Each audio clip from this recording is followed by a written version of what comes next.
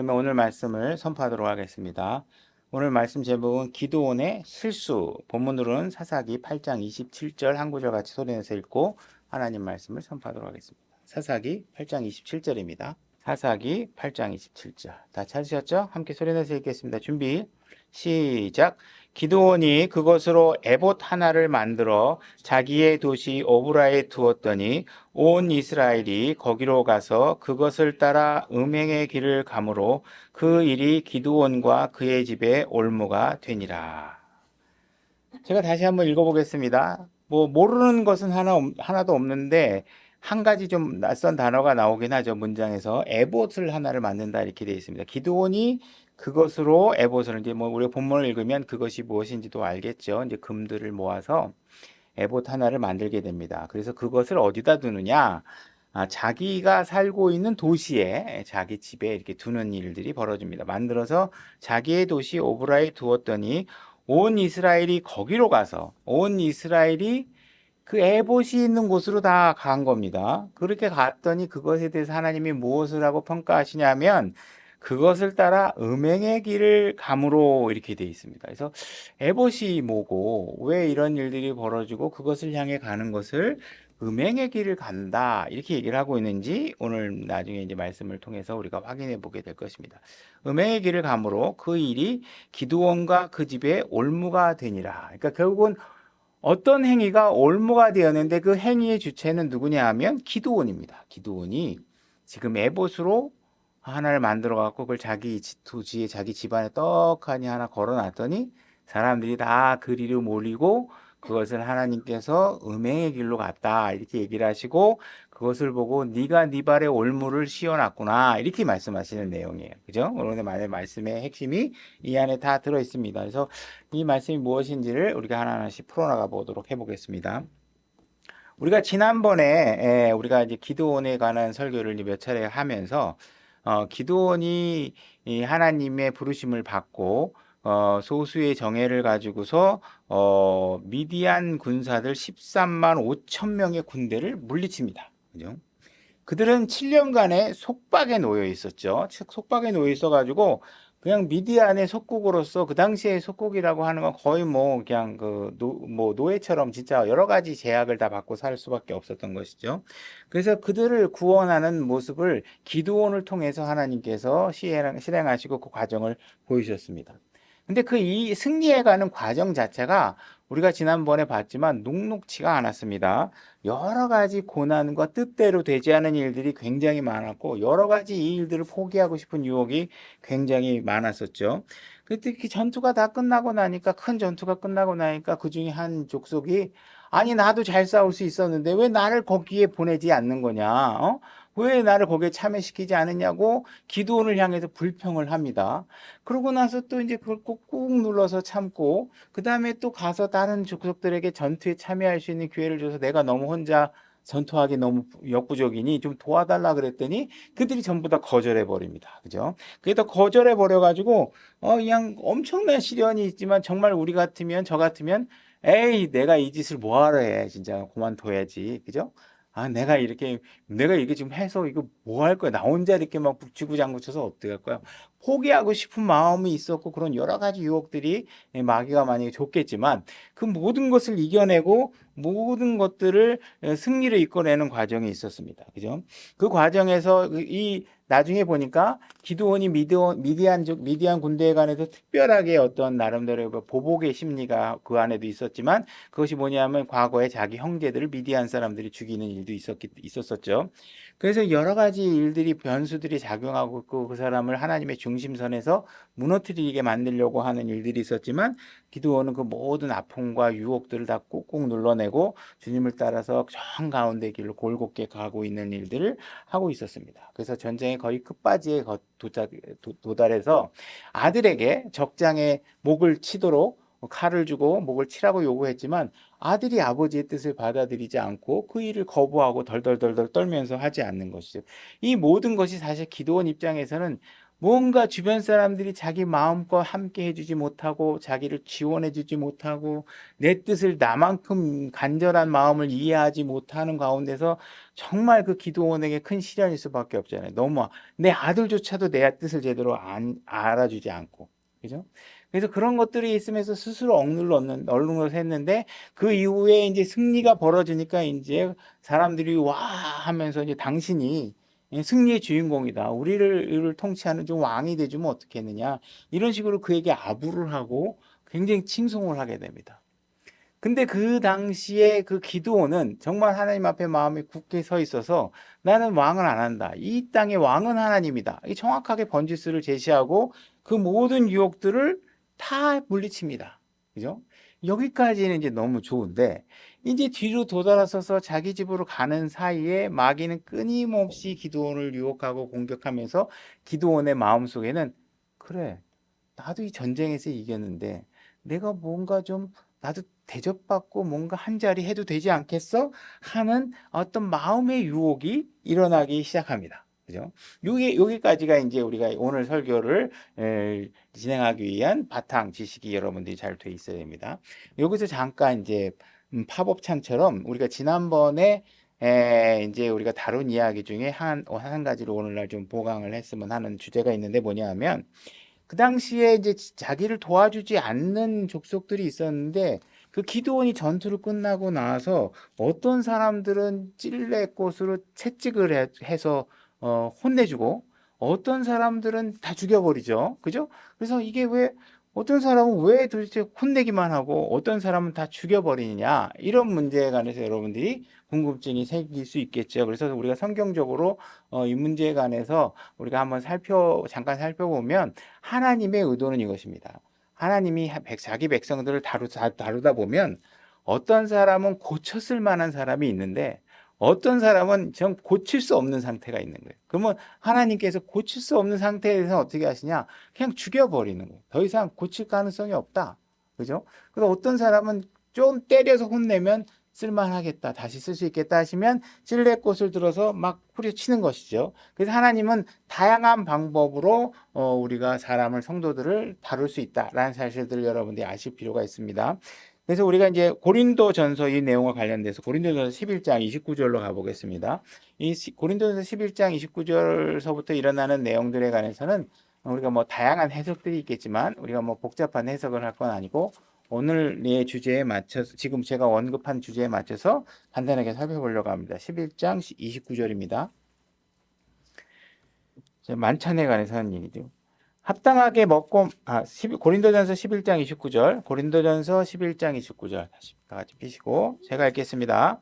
합당하지 않게 먹고 마시는 자는 주의 몸을 분별하지 못하고 자기를 위하여 정죄를 먹고 마시느니라. 그러니까 합당하게 하라는 얘기는 분별력을 갖고 주님의 명령을 여러분들이 수행해야 된다. 이 얘기를 하고 있는 거예요. 어떤 명령이 주어지면 그거에 관해서 너희들이 분별할 수 있어야 돼. 하나님의 말씀의 취지가 뭐고 어떤 의도로 이것을 하고 있는지를 분별할 수 있어야 된다. 근데 그거를 분별하지 않고 여러분들이 행동을 하게 되면 그건 뭐예요? 유죄 선언이 나올 수 있다는 거예요. 다시 말해서 너는 유죄야. 죄가 인정될 수밖에 없다는 것이죠. 이런 까닭에 이런 것들 때문에 어떻게 얘기하고 있냐. 너희들 가운데 약한 자, 병든 자, 그 다음에 잠자는 자. 그죠?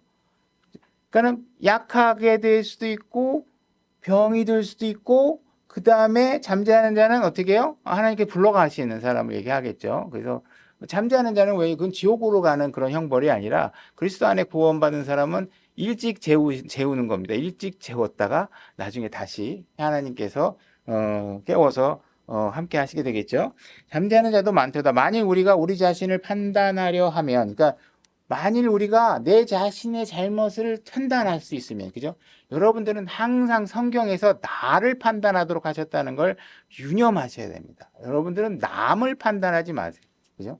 여러분들이 유익을 위해서 판단하더라도 그건 하나님께서 그들에게 각자 합당한 징계를 내리실 거예요. 여러분들이 나서서 그들을 징계하려고 하시면 안 됩니다. 판단하면 그 판단을 받지 아니하려니와 여러분들이 잘 분별하면 하나님께서 굳이 여러분들에게 유죄야 무죄야 이렇게 얘기할 필요가 없다는 것이죠. 그러나 우리가 판단을 받게 되면 결국은 누군가가 분별하지 못해서 다른 사람에게 판단받는 위치가 돼버리게 되면 하나님께서 우리에게 징계를 하신다는 거예요. 징계를 하신 이유는 뭐냐? 세상과 함께 정죄받지 않게 하기 위해서 하신다는 거예요. 세상과 같이 멸망시키지 않기 위해서 여러분들을 안전하게 일단 구원했으면 하나님이 책임지고 안전한 데까지 가야 되잖아요. 그냥 이 땅의 삶은 하나님께서 야 너는 안 되겠다, 고쳤을 수가 없겠다, 일찍 재워야 되겠다 하시는 사람이 있을 수 있다라는 것이요. 그죠? 그러니까 이런 방법에 있어서는 하나님께서 우리에게 주의하셔야 될 건 뭐냐면 우리에게 그들에게 어떤 행위를 하도록 하신 건 아니에요. 이건 하나님께서 알아서 하시는 것이에요. 그러니까 우리가 그런 일들에 관해서 함부로 판단할 수 있는 것이에요. 그러니까 누가 아프다 그러면 하나님의 징계다 이건 아니에요. 그렇게 하실 수 있는 영역이 있다는 얘기를 하시는 거예요. 오해하지 마시고 누가 아프면 징계하다 이렇게 하는 게 아니라 이런 식으로 하나님이 다루실 수 있는 거. 아픈 과정들은 여러 가지가 있을 수 있겠지만 그래서 이런 부분에 관해서 성경에서 우리가 이야기를 하고 있다.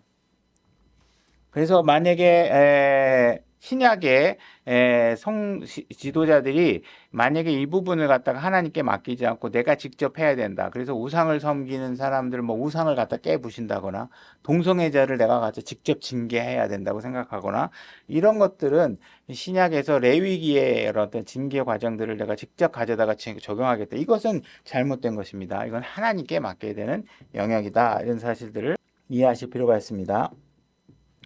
그래서 다시 이제 사사기 8장 24절로 가보겠습니다. 그래서 기드온에게는 지금 시험이 벌어지고 있는데 그 시험이 벌어지는 과정을 한번 보겠습니다. 사사기 8장 24절.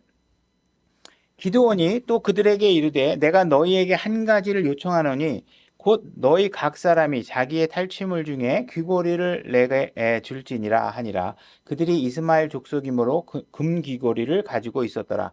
그들이 응답하되 우리가 기꺼이 드리리이다 하고 겉옷을 펴서 각 사람이 자기의 탈취물 중에서 귀고리를 그 안에 던지니.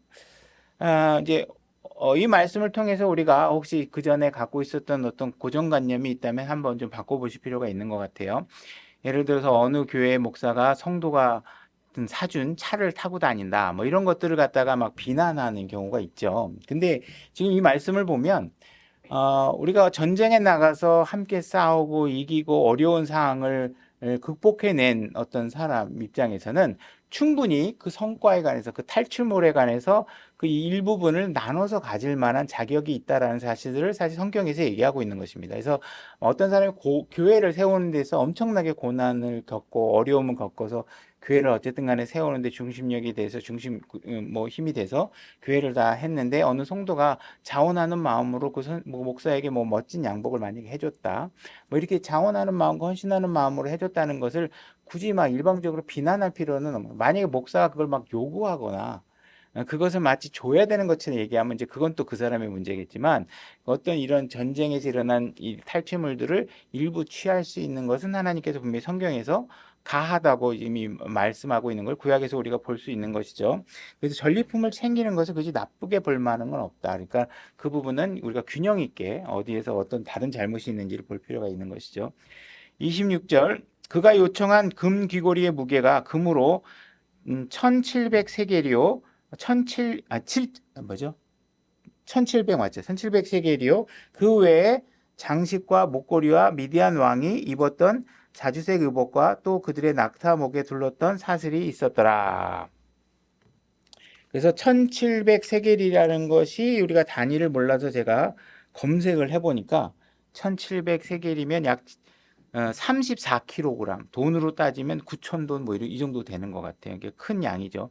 그 당시에 전쟁에 나온 사람들이 어떻게 보면 굉장히 부유한 사람들이 나왔다고 볼 수 있겠죠. 그 밑에 뭐 또 다른 하층 계급이 있겠지만 장수들이나 그 위에 상위급들의 계급들은 막 금귀고리, 금 목걸이, 뭐 귀고리 막 이런 걸 막 투구 이런 것들을 막 이제 엄청나게 하고 와서 그런 것들을 취한 것 같습니다. 27절 기드온이 그것으로 에봇 하나를 만들어 이것으로 취한 것으로 인해서 에봇 하나를 만들게 됩니다. 자기 도시 오브라에 두었더니 온 이스라엘이 거기로 가서 그것을 따라 음행의 길을 가므로 그 일이 기드온과 그의 집에 올무가 되니라.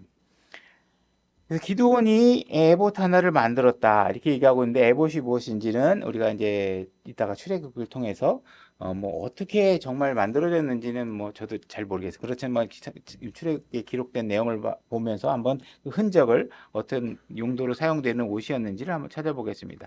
여기 음행을 따라갔다. 영어가 whoring이라는 단어를 썼는데 이건 매춘을 얘기하는 겁니다. 돈 받고 몸을 파는 것들을 얘기하는 것이죠. 이런 매춘이라는 성경의 단어가 나왔으면 이런 단어를 우리가 저질이라든지 저속한 언어로 여기시면 안 됩니다. 하나님 킹제임스 성경에 보존된 단어는 물론 그 표현 자체가 거칠고 우리가 직접 받아들이기 쉽지 않은 단어들이긴 하지만 하나님께서 어떤 사건에 대해서 판단할 때 사용한 가장 적절하고 거룩한 용어다. 이렇게 우리가 올바른 단어다. 이렇게 우리가 생각해 볼 필요가 있습니다.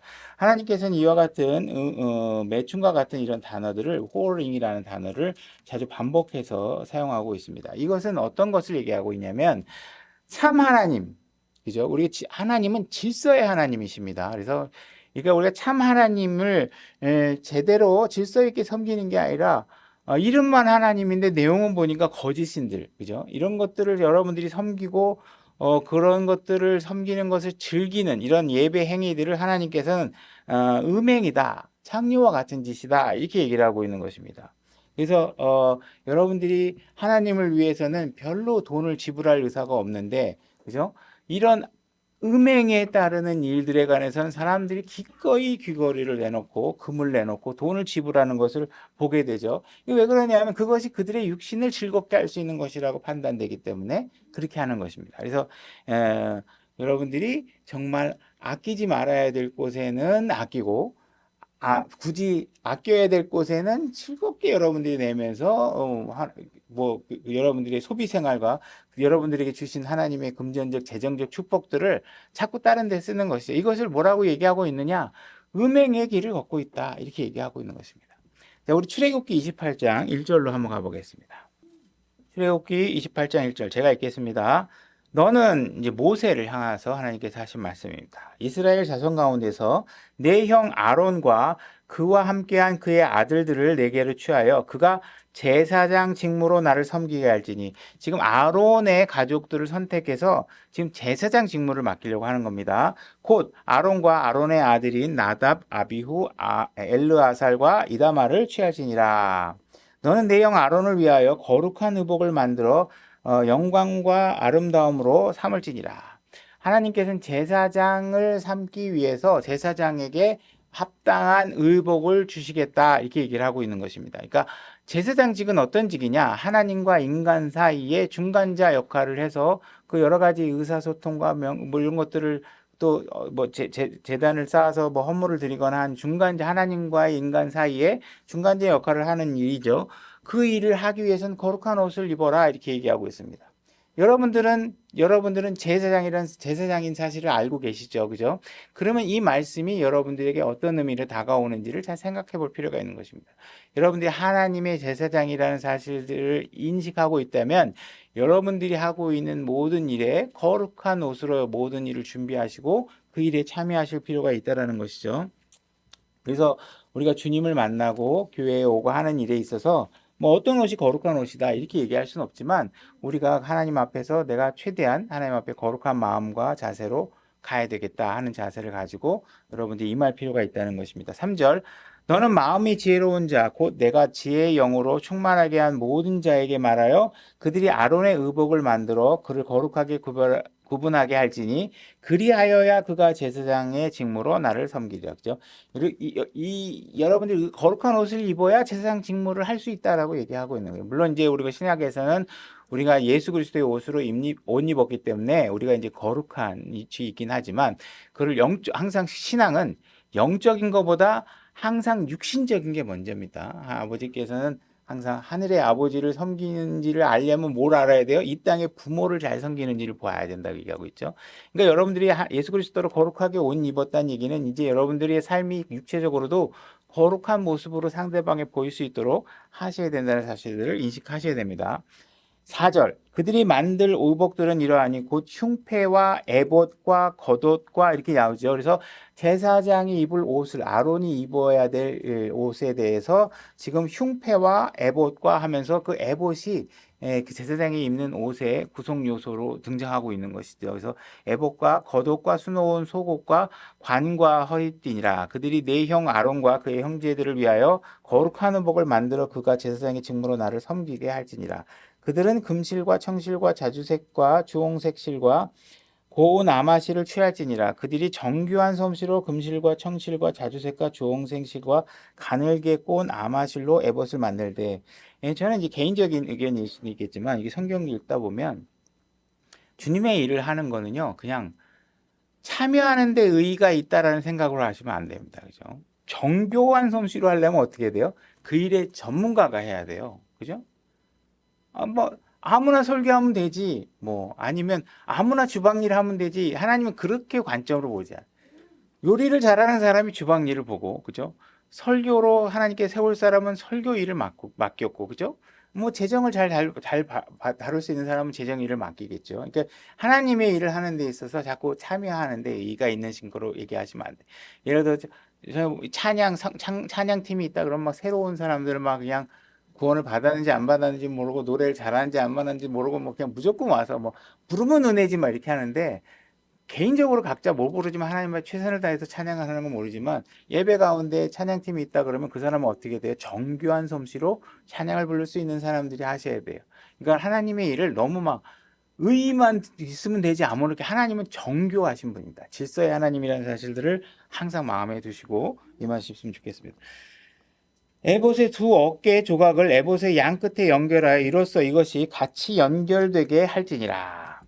그래서 에봇이라는 것이 뭐 전혀 시각적으로 물론 이게 여러 가지 그림들이 있기는 하지만 제가 이제 실물로 어떻게 되는지 저도 여기에 관해서는 정확하게 정보는 없지만 이 옷이 뭐 앞뒤로 둘러진 옷에 가슴에 이제 흉패도 달리고 뭐 이런 식의 옷이 돼 있는 것이죠. 보석으로 된. 그래서 이 에봇은 레위인 중에 특히 아론의 가족이 입을 수 있도록 그 대제사장 직무를 할 때 입을 수 있도록 만들어진 것이죠. 그래서 이 에봇이라는 옷은 딱 한 벌만 만들어진 겁니다. 한 번만 존재하는 거예요.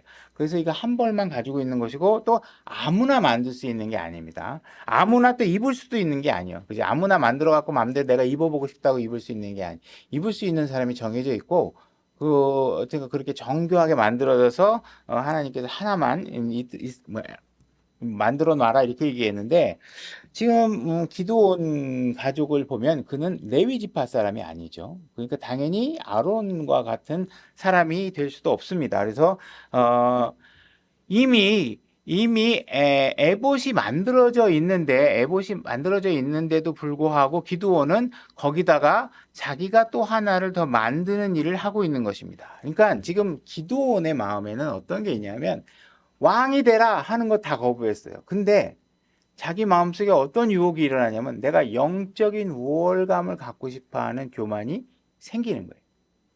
그러니까 여러분들도 이런 유혹이 여러분들에게도 있겠어요, 없겠어요? 있죠, 그죠? 그럼 예를 들어서 방송실 부장 하나 맡아주세요. 그러면 싫어요. 장로 무슨 관리 맡아주세요. 다 싫어요. 근데 마음속에 강대상에 나가서 막 설교하고 싶고 뭔가 내가 영적으로 막 목사님 이러고 듣고 싶어 하는 사람들이 있단 말이에요. 그 유혹은 이 기드온이 늘 흔들게 만들고 있는 거예요. 그죠? 연예인 CEO만 해도 엄청난 위치인데 뭐 또 하고 싶은 게 있는데 영적 지위를 갖고 싶은 거예요. 내가 막 하나님의 말씀을 막 통달해서 가르쳐주고. 근데 하나님께서 어떻게 하세요? 말씀을 가르치려면 어떤 사람이 감독이 되어야 되는데 성경에 다 되어 있죠. 그 자격을 무시하고 내가 지식 하나 갖고 뭔가 남들을 가르치고 싶다. 이거를 얘기하는 거예요. 그러니까 저도 보면 여자 목사들이 잘 가르치는 경우가 많습니다. 여자들이 이게 설명을 잘하고요. 굉장히 더군다나 그게 아무에게나 오픈되지 않은 속에서 사회적 통념상 쉽게 허락되지 않는 곳에서 튀어나오려고 그러면 그 능력이 대단한 겁니다. 그죠? 그러니까 여자 목사들이 어떻게 보면 또랑또랑하게 잘. 근데 아무리 잘해도 그거 하면 돼야 안 돼요? 안 돼요. 안 돼요. 아무리 잘해도 하나님 말씀대로 하지 않으면 안 되는 거예요. 그죠? 그러니까 사람들이 뭔가 하나님을 위해서 한다고 그래요. 여자 목사도 어떤 사람이 유튜브에서 간증하는 거 보면 저도 여자 목사가 안 된다는 건 아는데요. 하나님께서 저를 쓰시는 것 같아서 하게 됐어요. 이렇게 간증한단 말이에요. 근데 하나님께서 이렇게 뭔가 자기 자신을 하나님을 위해서 한다고 하지만 실질적으로 보면 하나님이 지시한 방법대로 하지 않는 것. 이게 바로 문제가 되는 거예요. 이게 바로 뭐예요? 아까 얘기하는 건 음행으로 가는 길이 되는 거예요. 하나님이 지시한 방법대로 하지 않으면 구성 요소도 있고 뭐 형식도 갖추고 다 했는데 뭐예요? 하나님께서 그건 음행의 길이다 이렇게 얘기하는 거예요. 내가 지시한 대로 해야지. 네가 네 멋대로 네가 멋있게 한다고 네 마음대로 하나님은 이런 걸 좋아할 거야. 그래서 막 예를 들어서 성막을 만드는데 하나님이 오소리 가죽이나 뭐 이렇게 뭐 보기 흉한 걸로 덮으라고 했는데 아니야. 하나님은 거룩하셔야 돼. 그래가지고 막 비단 거 천으로 막 위를 씌워놓고 그러면 여러분 어떻게 되겠어요? 다 하나님의 이름으로 한데 근데 다 내용이 뭐예요? 하나님이 지시한 방법대로 안 하는 거예요. 다 자기 방법대로 하는 거예요. 그죠? 하나님 이름으로 한다고 그러는데 막 정치적 선동을 하고 그래요. 그건 하나님이 어디 그렇게 있냐고요. 그런 게. 그죠? 그러니까 다들 하나님의 이름으로 해. 근데 하나님의 이름은 그냥 건져놨을 뿐이지 본심은 다 뭐예요? 다른 데가 있는 거예요. 다 자기 방식대로 가는 거예요. 자기 길로 가고 있는 것이죠. 아론의 옷이 있어요. 에봇이 있는데 기드온이 지금 금을 가져다가 막 만들어 놔가지고 세핑으로 딱 만들어 놓으면 그게 기존에 아론이 입었던 옷보다 어떨까요? 더 화려하고 더 멋지고 더 반짝반짝거리고 보면은 우와 할 만하게 만들어 놨겠죠. 그러니까 사람들이 거기 오잖아요. 그죠? 사람들은 그게 거기 있으니까 기드온의 집으로 간다고요. 그죠? 너무 화려하고 멋있으니까 그거 한번 보고 싶어서 온다고요. 그죠? 분명히 그들에게는 하나님께서 모이라고 한 예배를 드리라고 한 장소가 있단 말이에요. 그죠? 하나님께서 그들에게 제단에 희생물을 드릴 때는 어떻게 하라고 누가 어떤 방식으로 하라고 하는 방법들이 다 있다고요. 근데 사람들이 그 방법대로 하지 않고 어떻게 하고 있어요? 기드온의 집으로 다 모이고 있는 거예요. 기드온의. 에봇 보러. 화려한 상징을 보러.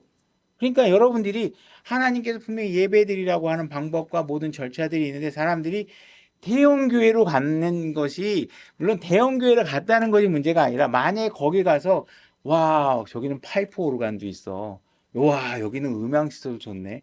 여긴 교향악단도 있네. 여기는 바이올린도 켜. 만약에 여러분들이 그런 것 때문에 그곳을 가고 있다 그러면 지금 하나님께서 뭐라고 얘기하고 있어요? 하나님으로 하는 형식대는 다 똑같아. 그죠? 목사가 나와서 설교도 하고 모두 다 해. 근데 다 마음이 다 이런 장소나 환경이나 멋진 화려한 상징물 가운데 여러분들이 빠져 있으면 하나님께서 뭐라 그래? 그걸 음행으로 간다. 음행으로 간다. 얘기를 하고 있는 거죠.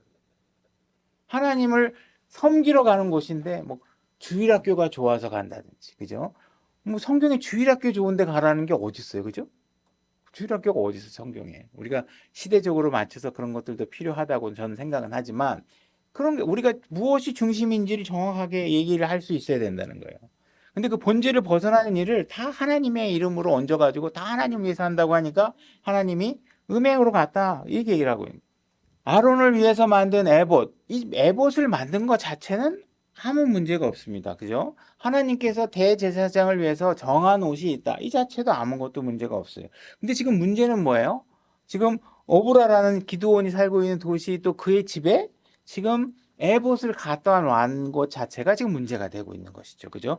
그러니까 에봇이 이미 있는데 굳이 더 만들 필요도 없는데 그래서 뭔가 사람들이 하나님을 경배한다는 이유로 에봇이 있는 곳에 오기는 왔는데 하나님이 지시한 방법대로 하고 있는 게 아니에요. 자기네들이 새롭게 정한 방법대로 그들이 보기 좋은 방법대로 하고 있다는 것이죠.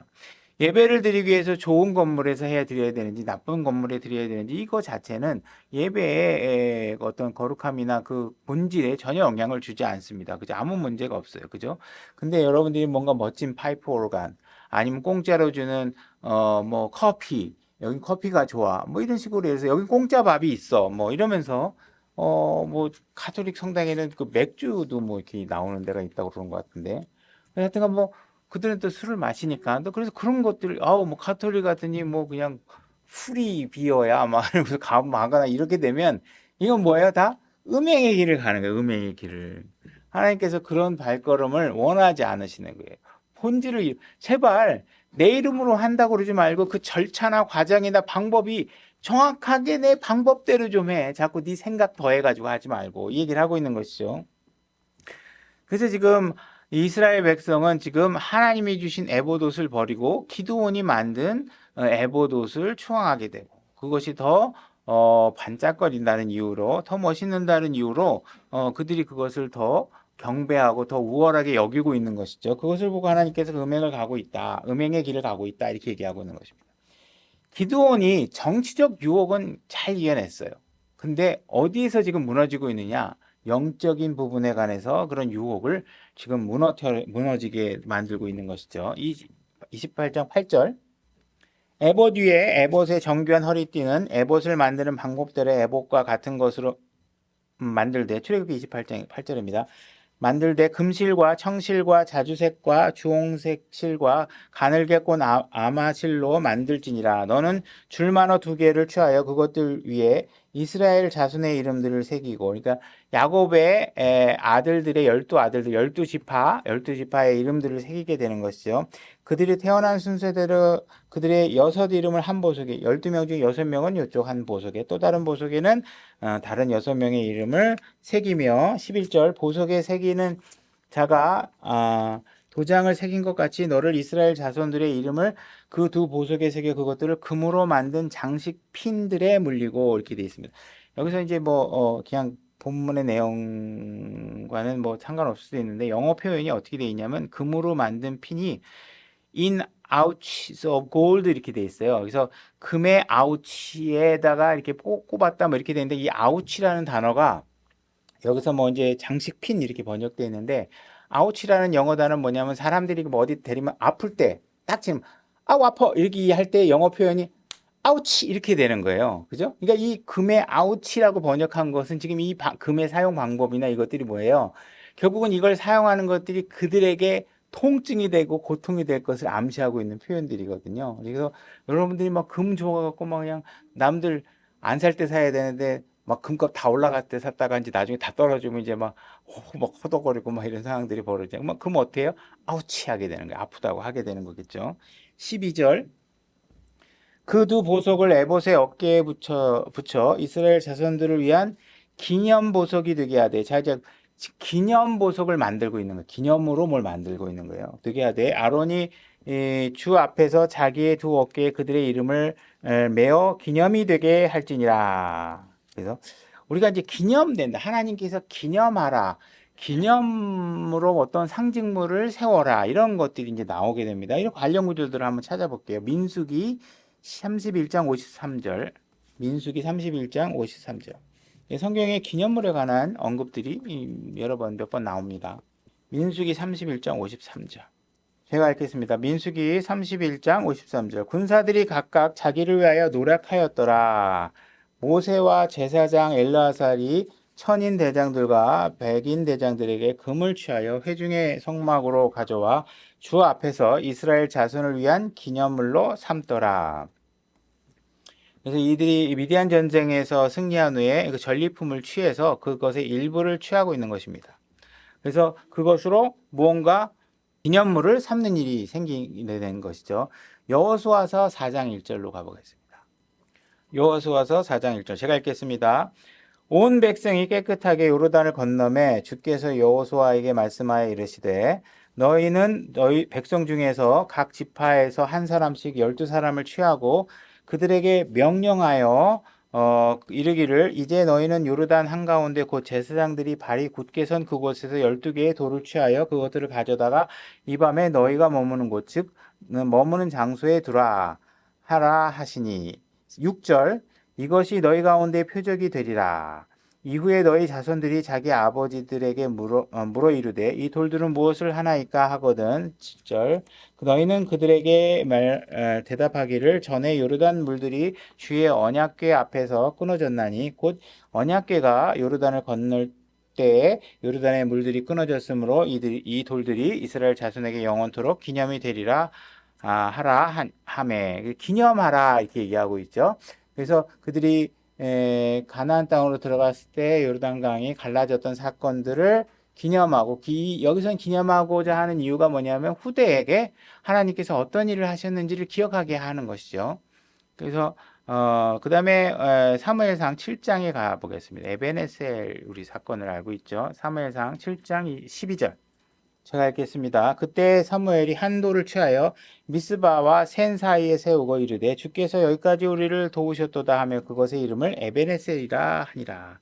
그래서 지금 우리가 세 가지 구절들에서 기념한다. 그래서 어떤 것은 하나님께서 명령으로 기념물을 만들어라 하기도 하고, 어떤 것은 사람들이 자기가 하나님께서 행하신 일을 우리가 기억하고 기념하기 위해서 그것들을 또 잊지 않기 위해서 기념물들을 만드는 과정이 나오죠. 그래서 그런 것들을 만들어서 아까 이제 그 사건들 같은 경우 이집트에서 우리가 하나님께서 우리를 끌어내 주신 거에 대해서 우리가 잊지 말자 하는 기념물을 만든 거고, 요단강을 건너게 하신 가나안 땅으로 들어가게 하신 하나님을 잊지 말자 이렇게 얘기하고, 그다음에 전쟁과 실형 속에서 우리를 도우신 하나님을 잊지 말자. 사무엘상에서는 우리가 전쟁 속에서 하나님께서 우리를 도우셨던 걸 잊지 말자. 이와 같은 것들을 다짐하는 상징물을 만드는 것입니다. 그죠? 그래서 우리가 지금 오늘 에봇이라는 기념물을 만들고 있는데, 이와 같은 사실에 미루어 봤을 때는 우리가 뭐 미디안 사람들로부터 우리를 구원하신 하나님을 위해서 뭐 에봇 하나를 만들자 그랬다 그러면 그 기념물을 만든 것 자체는 문제가 될 거는 하나도 없다라는 것이에요. 근데 문제가 된다면 어떤 부분이 문제가 되느냐? 결국은 그 기념물이 하나님보다 더 중요하게 여겨진다면 그때 그것이 문제가 되는 것이죠. 기념물을 만드는 게 문제가 아니라 그 기념물이 우리의 애정과 숭배의 대상이 되었을 때 그것이 바로 문제가 된다는 것입니다. 그래서 우리가 그 기념물들을 하나님께서 우리에게 도우신 일을 기억하는 일에 사용했다면 전혀 문제가 되지 않겠지만 그렇지 않은 것이 결국 문제가 되는 것이죠. 그래서 사람들은 지금 기드온의 집에다가 에봇 하나를 만들어 놓고 많은 사람들이 와서 거기서 기념 촬영도 하고 뭐 만져도 보고 뭐 그 옆에서 서서도 보고 하면서 그 에봇 자체의 모든 사람들의 마음을 빼앗기는 일들이 벌어지게 되는 것입니다. 오늘날 크리스마스를 기념한다고 하지만 그 크리스마스가 기념하는 것이 문제가 되는 것이 왜 문제가 되느냐? 그 크리스마스를 기뻐하는 사람들의 어떤 행사의 그 내용 중에 사실 우리를 구원하러 오신 예수 그리스도는 전혀 존재하지 않는 것이죠. 어느 뜻 형식적으로 이름은 얹어놓지만 그들의 목적은 뭐예요? 먹고 마시고 매출 올리고, 그죠? 이런 것들이지, 이거 어떤 루도프라든지 눈사람 아니면 산타크로스 그 어떤 상징물 속에서 예수 그리스도가 중심에 놓여 있는 기념들은 아니라는 것이죠. 그죠? 그래서 우리가 만약에 창립 기념을 뭘 한다 그러면 그 기념 자체가 문제될 건 없지만 창립 기념을 하면서 그 교회를 세운 설립자를 우상화한다든지 그 사람의 동상을 만든다든지 하면서 이게 기념물이 누군가가 하나님이 우리에게 하시는 일을 기억해야 되는데, 그죠?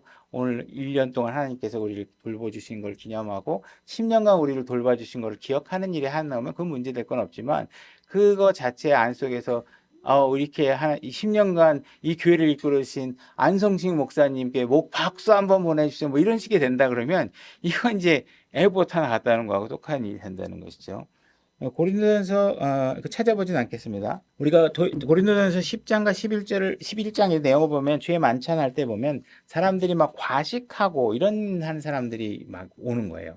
그러니까 주님이 어떤 명령을 주셨으면 그 명령을 적법하게 행해야 되는데 예수 그리스도 이름만을 얹혀놓고 그냥 파티처럼 먹고 마시고 오늘 먹을 거 있으니까 좀 오세요 막 이러면서 막 먹는 잔치로 막 바뀌어버리는 상황 행사가 돼버린 것이죠.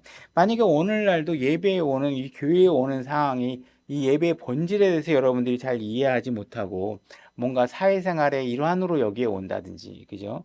진짜 제가 얘기했지만 미국 지금은 뭐 어떤지 모르겠어요. 제가 있을 때 당시만 해도 교포들은요 한 사람이 돌아가면서 한 달에 교회를 한 3-4개씩 다닙니다. 왜 그러냐?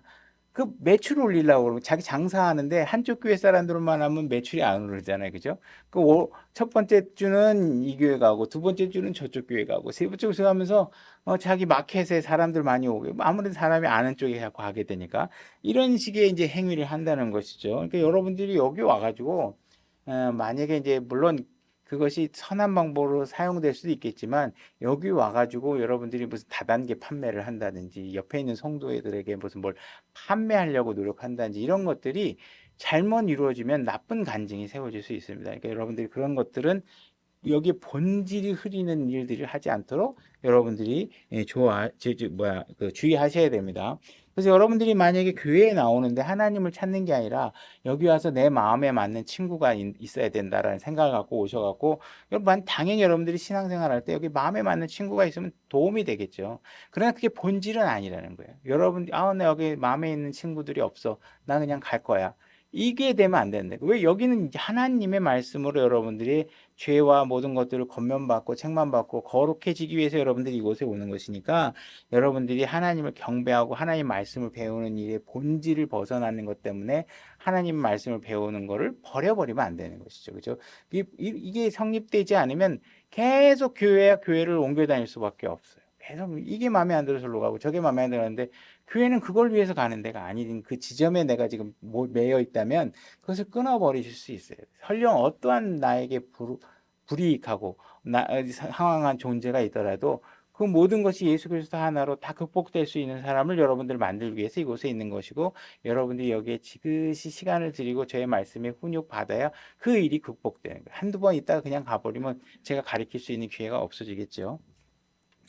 그래서 지금 기드온이 걸려 넘어진 부분은 바로 종교적 변질 때문에 일어나는 것입니다. 종교적인 사람들이 종교적이고 싶은 마음을 살짝 건드리면 자기가 대단한 영적 존재인 것처럼 막 이해합니다.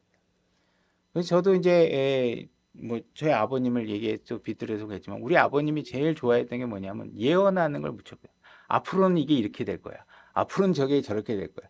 한 100마디 하면 그 중에 하나 맞으면요. 거봐. 내 말이 맞지. 99개 틀린 건 하나도 생각 안 하지. 그죠? 그러니까 이런 식으로 자꾸 우리가 무슨 영적 통찰력이 있는 것처럼 내가 마치 무슨 사회적 성공을 하면 모든 걸 꿰뚫어 볼 수 있는 것처럼 착각하고 사는 것은 지극히 잘못되는 것들입니다. 사람들은 조금만 성공하면요. 자기가 모든 걸 판단할 수 있다고 생각합니다. 그런 일들에 대해서 그러니까 지금 기드온도 자기가 전쟁도 이기고 다 하니까 봐. 난 모든 걸 알 수 있어. 신적 영역에 도전할 수 있어. 난 제사장 직무도 할 수 있고 나는 대단한 능력을 가진 사람이야. 너 내 말 들어야 돼. 이런 식의 판단을 하게 되는 것이죠. 이런 것들이 주의해야 돼. 여러분들은 오직 어느 방향으로 가야 되냐? 낮은 곳으로 가셔야 돼. 겸손해지셔야 돼. 무엇이 이루어지든 다 하나님이 은혜지 나는 아무것도 아니라는 사실을 고백하셔야지 조금만 올려놓으면 막 거봐. 내가 뭐 좀 가르쳐 줄까? 나한테 와서 물어봐. 내가 길을 알려줄게. 이런 거 하면요 안 되는 거죠. 조심하셔야 돼요.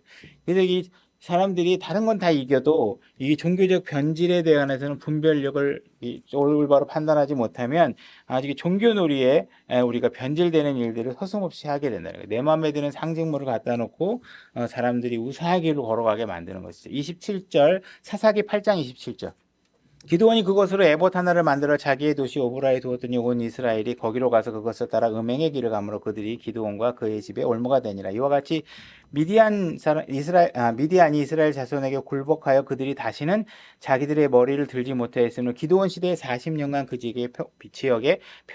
그 지역이 평온하였더라. 지금 이들은 미디안 족속을 물리쳐 가지고 평온한 생활을 얻을 수 있게 되었어요. 근데 이것만 있으면 좋은데 뭐예요? 지금 외부로 미디안으로부터는 자유로워졌는데 뭐예요? 한 조각 에봇 때문에 올무에 걸리는 일이 벌어진 거예요. 미디안으로부터는 자유로워졌는데 자기의 영적 우월감과 교만에 자기가 올무가 씌워져서 새로운 우상을 섬기는 일들의 길을 걸어가고 있는 거예요. 그러니까 모든 역경들, 비협조적인 족속들, 이런 사람들, 연속적인 시련들을 다 이겼는데, 어떤 환경에도 다 이겨놨는데, 이제 그들이 이제 모든 걸 승리하고 평온함이 온 거예요. 이제 모든 것들이 자족할 수 있어. 더 이상 이제 미디안이 꼼짝도 못하는 상황이 됐더니, 영적인 게으름과 이런 우월감에 빠져가지고, 우상을 만들어서 섬기며 자족하며 올무에 걸리는 일들이 벌어져요. 우리가 교회를 세우고 교회를 막 헌신하고 어려운 과정에 있을 때는 많은 허물들을 덮고 우리가 어떻게든지 간에 이걸 이겨내야 된다고 생각하다가 나중에 우리가 뭐 교회 안에 평온함이 오고 재정적 여력도 이제 생기게 되고 어느 순간이 오겠죠. 아직 우리는 그 단계 못 됐지만 그런 상황이 오게 되면 우리는 스스로 옹불로 나서 위대하신 목사님, 뭐 이 교회가 얼마나 우리가 저 목사님이 희생했는지 알아?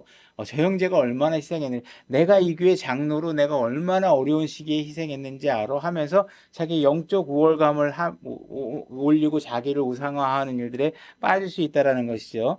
이런 것들이 언제 오느냐? 모든 게 평안해지고 더 이상 외부의 적으로부터 공격이 사라졌다고 생각했을 때 오게 된다는 것이죠. 사사기 28장 29절. 요아스의 아들 여룹바알이 자기 집에 거하니라. 여룹바알은 기드온을 얘기하는 것이죠. 기드온이 아내가 많았으므로 자기 몸에서 낳은 아들이 70명이었고 이렇게 돼 있죠. 결혼을 하는 거, 아내를 갖는 것은 죄가 아닙니다. 그죠? 문제가 되지 않아요. 근데 뭐가 문제예요?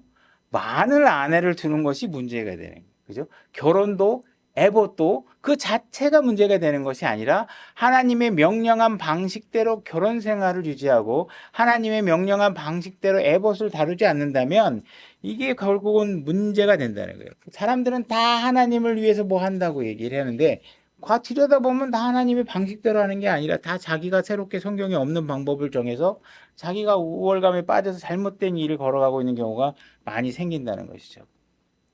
결국은 기드온은 많은 유혹들을 이겼지만 결국 자기가 영적으로 우월하게 만드는 거. 하나님 앞에 내가 뭔가 우월감을 느끼게 하는 데에 있어서는 마귀의 손아귀에서 벗어나지 못했다는 사실들을 이해해야 된다는 겁니다. 31절 사사기 8장 31절 세겜에 있던 그의 첩도 그에게 아들을 낳았으므로 그가 그의 이름을 아비멜렉이라 하였더라.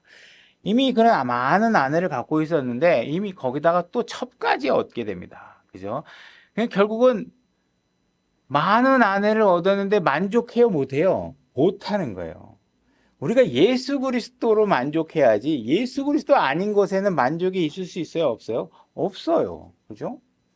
만족하면 왜 사람들이 술을 절제하지 못하겠어요? 아무리 마셔도 만족하지 못하니까 술을 또 마시고 또 마시고 그냥 그렇게 하는 상황이 되는 것이죠. 그러니까 우리는 예수 그리스도로 하나님으로 만족할 수 있어야 만족이 오는 것이죠. 그거 외의 것들로 만족하려고 하면 안 된다는 거죠. 지금 기드온은 첩을 얻어가지고 자기가 왕이 안 되겠다고 거부했던 기드온이 자기 첩을 얻어서 아들을 만들었는데 그 아들의 이름이 내 아버지는 왕이다 하는 이름에 아비멜렉이라는 이름을 지어주게 된 것이죠. 그래서 지금 그는 전쟁에서는 정말 승리하고 외부의 적으로부터는 과감하게 싸우고 왕이 되라는 것들도 거부했는데 시간이 지나면서 자족하고 만족하면서 아내들을 모으기 시작하고 첩까지 두게 되고 그가 첩이 낳은 아들의 이름을 내 아버지는 왕이다 라는 이름까지 지어주게 되는 것입니다. 이와 같은 것들이 한쪽에서 이겼다고 하는 순간에 영적인 부분이 썩어 문드러져 가는 게으름에 썩어 문드러져 가는 상황들이 벌어지는 것이죠. 사사기 8장 32절 요아스의 아들 기드온이 매우 나이 많아 죽어서 아비에셀 사람들의 오브라에 있는 그의 아버지 요아스의 돌무덤에 묻히니라. 기드온이 죽음에 곧바로 어떤 일이 벌어지냐면 이스라엘 자손이 다시 돌이켜서 바알들을 따라 음행의 길을 가며 또 바알 베릿을 자기들의 신으로 삼고 사방에 있던 자기들의 모든 원수들의 손에서 자기들을 건져내신 주 자기들의 하나님을 기억하지 아니하며 또 기드온이라 하는 여룹바알이 이스라엘에게 베푼 모든 선함에 따라 그의 집에 친절을 베푸지 아니하였더라. 기드온이 죽자마자 이들은 결국 곧바로 지체 없이 그죠? 바알을 따르는 그런 창녀의 길, 매춘의 길을 가고 있다 이렇게 하나님께서 얘기하고 있는 것이죠. 왜 그런 일이 벌어졌을까요? 에봇을 만드는 그 순간에 많은 사람들이 하나님이 정해놓은 지금까지 하나님께 제사를 드리는 방법대로 행하지 않고 그들은 기드온의 집에 모여서 에봇을 따라 우상을 섬기는 일을 방치하고 그때 그것들을 바로잡지 않은 것들이 결국은 기드온이 죽자마자 곧바로 우상을 따라가는 일들이 벌어진다. 그러니까 우상을 따라가는 일들은 사실 기드온이 죽었기 때문에 벌어지는 게 아니라 금이 그 이전부터 방치하고 그 안에 스며들었던 모든 행위들이 그 연장선상으로 더 크게 드러났을 뿐인 것이죠. 그래서 여러분들이 교회 안에서 여러분들이 누군가가 하나님의 기준에 허용치 않은 일을 했을 때 그것을 만약에 허용하기 시작한다면 그것은 나중에 큰 문제가 된다는 거예요. 여러분들이 그런 일들을 바로잡아야 돼요.